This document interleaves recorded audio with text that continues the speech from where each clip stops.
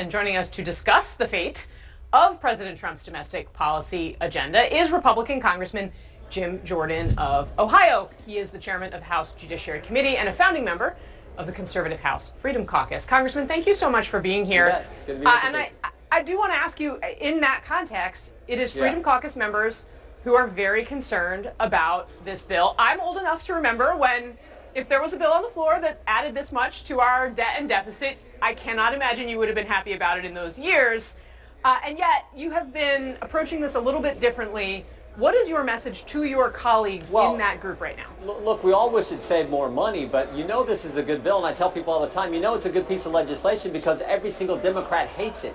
And the reason they hate it is because this bill actually empowers Americans. It empowers families. It cuts their taxes. It keeps their taxes low. It says to the hardworking people who are working and getting tips, we're not going to tax those tips. It says to parents, we're going to give you school choice in our tax code. It says the border that's now secure under President Trump, we're going to allocate resources to keep it secure. And maybe most importantly, or as importantly, is it says to hardworking American families who are paying for all this government, for people who are getting a benefit in the welfare system, if they're able-bodied adult, guess what? Now, from now on, they're going to have to work. So I think it's good for all those common sense, fundamental Republican principles. That's why the Democrats don't like it. While it doesn't cut enough spending, I get it, but we got small majorities, and this is probably as good as it's going to get. So I am certainly for this piece of legislation.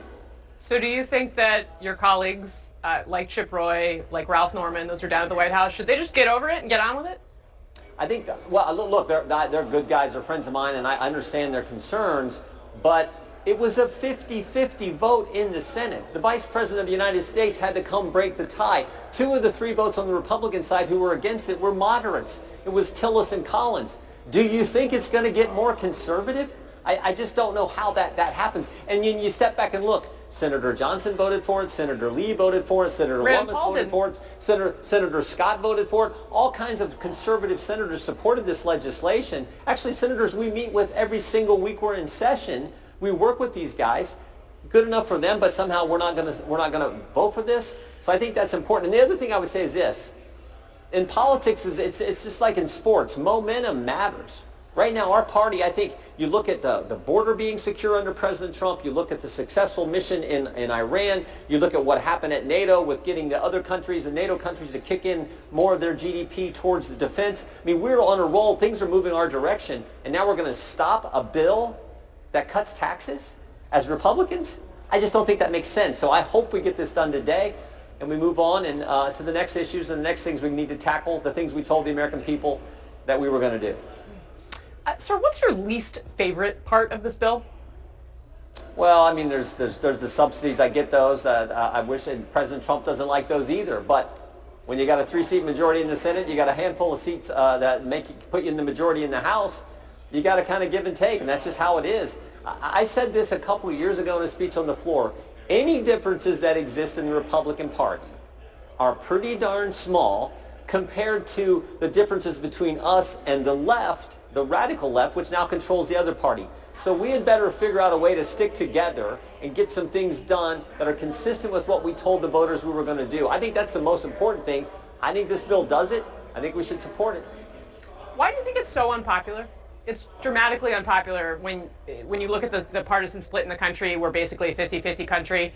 This is like underwater by either 20 or 30 points, depending on what poll you read. I will tell you what will be unpopular is if we allow taxes to go up on the families we get the privilege of representing.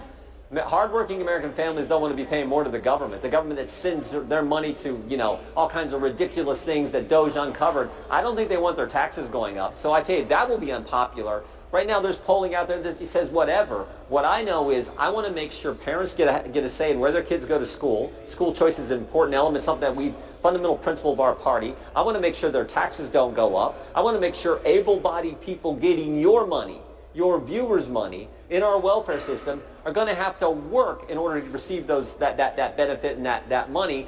And I want to make sure our border stays secure, which is something that our committee, specifically the Judiciary Committee, worked hard on in this legislation.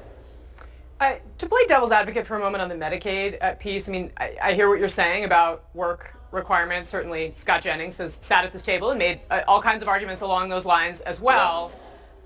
But I'm interested to know if you've heard from hospitals in your district, from people who, at the end of the day, somebody walks into an emergency room without Medicaid, somebody is paying that bill, and it's going to be either the hospital or the other taxpayers. But Casey, you're saying that, oh, if someone has to do a work requirement, we're not kicking anyone off Medicaid. We're just saying if you're going to get it, you have to go to work. And some of I'm just saying those people still get sick. Someone still has to pay for it.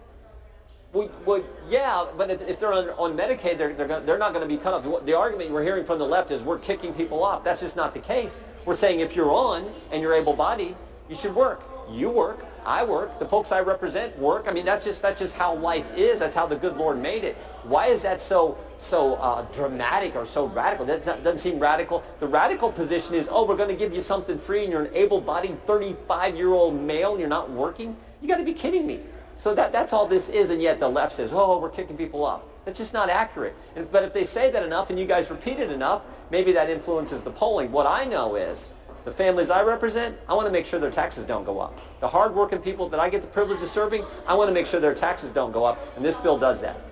All right. Congressman Jim Jordan, appreciate your time. Thank you for being here. I hope you'll come back. I will. Take care.